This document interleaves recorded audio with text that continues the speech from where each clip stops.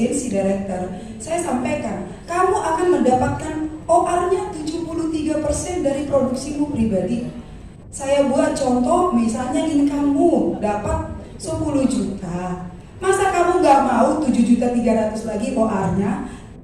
Karena posisimu sebagai agency director dibanding dengan sebagai AM. AM saat itu 23,5 ya Bapak Ibu, sistem yang lama 23,5. Kalau tambah dengan dia punya new recruit jadi 38,5, 15%. Tapi saya mengerti, saya ambil dari situ dengan yang sama.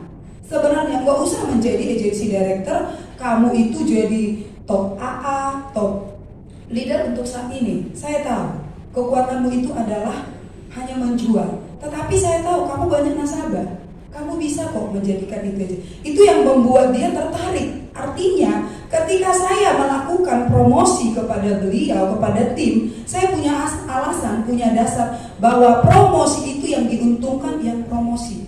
Kemudian Bapak Ibu, saya juga sebagai leader akan menyampaikan, tidak enak memang kita akan menjadi satu teladan. Saya tidak mungkin akan suruh tim saya rekrut, saya nggak merekrut. Saya nggak mungkin suruh tim saya promosi, saya nggak promosi.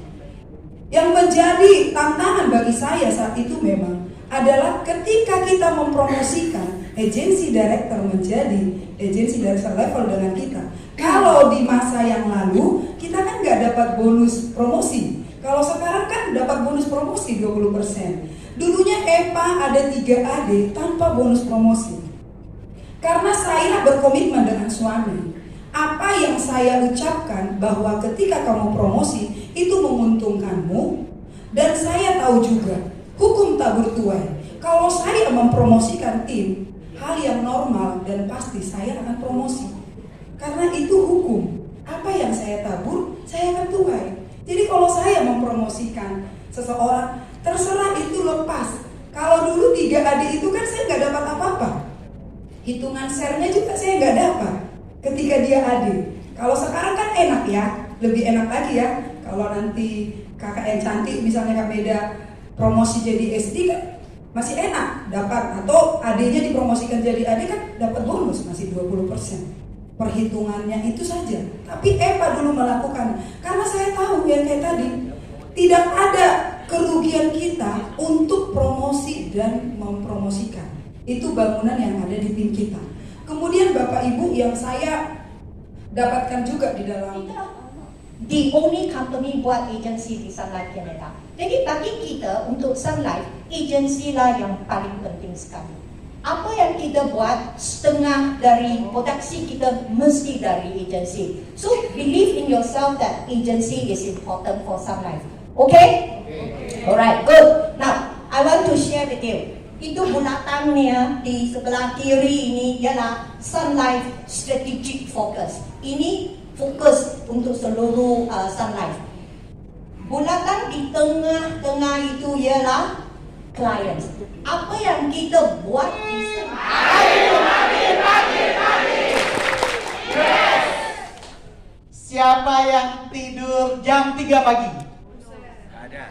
Masih ada. Yang tidur jam 2 pagi? Yang tidur jam 1? Nah, yang tidur jam 12? Yang tidur sebelum jam 11? Oh, bohong. Saya nggak percaya. Yang nggak tidur. Yang nggak tidur? Oh, ada juga ya. Ya, luar biasa ya teman-teman. Saya tadi malam tidur jam 11:30. Banyak ngobrol sama Ibu Kerin mengenai apalagi yang harus kita lakukan ke depannya, mencari tahu rahasia-rahasia Ibu Kerin, masa mudanya seperti apa. Sekarang saya tahu proses pacaran dia seperti apa gitu ya. Itu kan hanya bisa kita lakukan kalau kita punya waktu seperti ini ya Bapak Ibu ya. Siapa yang udah olahraga pagi ini? Oh, luar biasa. Siapa yang tidur sampai jam 8? Ada juga, luar biasa. Gak apa-apa.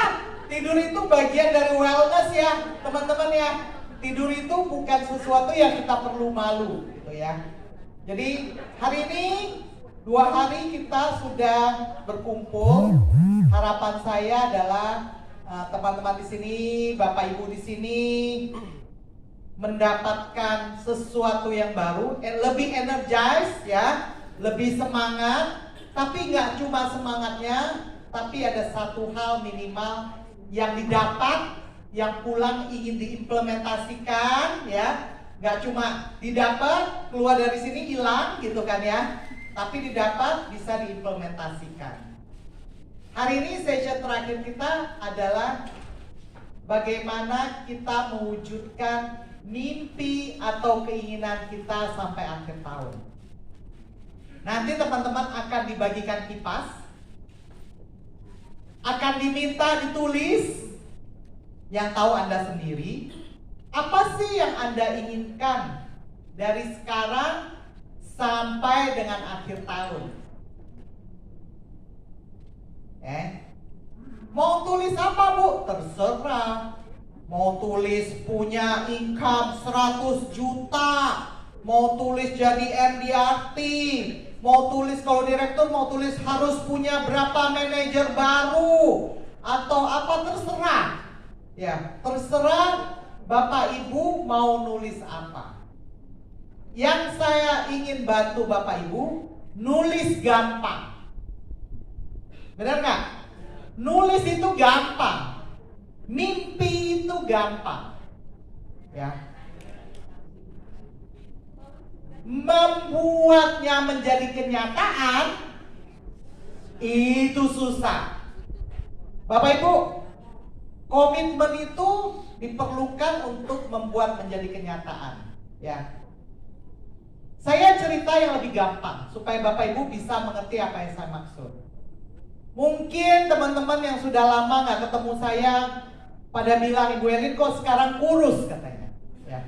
Sebenarnya timbangan sih nggak turun banyak Bapak Ibu, cuma turun 7 kilo.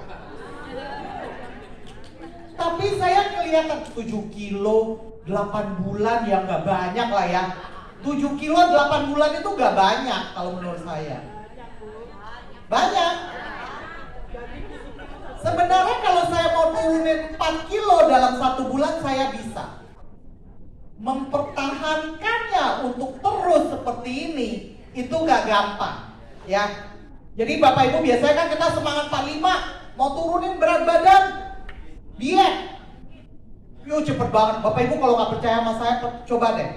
Pagi makan buah, siang makan biasa, malam makan nasi, seminggu turun 2 kilo. Cepet banget. Bapak Ibu pengen turunin 8 kilo sebulan, kayak gitu aja, cepet banget Bapak Ibu. Tapi habis sebulan, nasi padang enak, ya kan, pecel enak, ini enak, semua enak gitu kan, naik lagi. Mempertahankannya yang susah. Apa yang saya lakukan bukan jaga makan.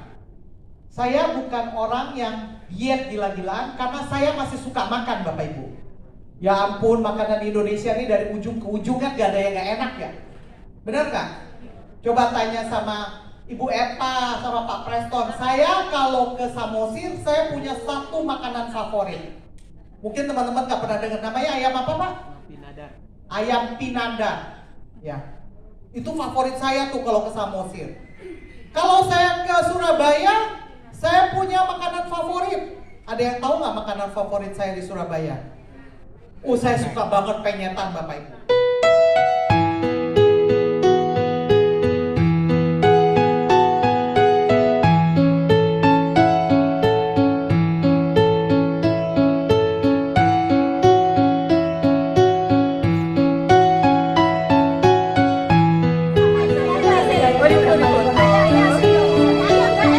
Itu Pak, lem-lem nggak Pak? Gelap.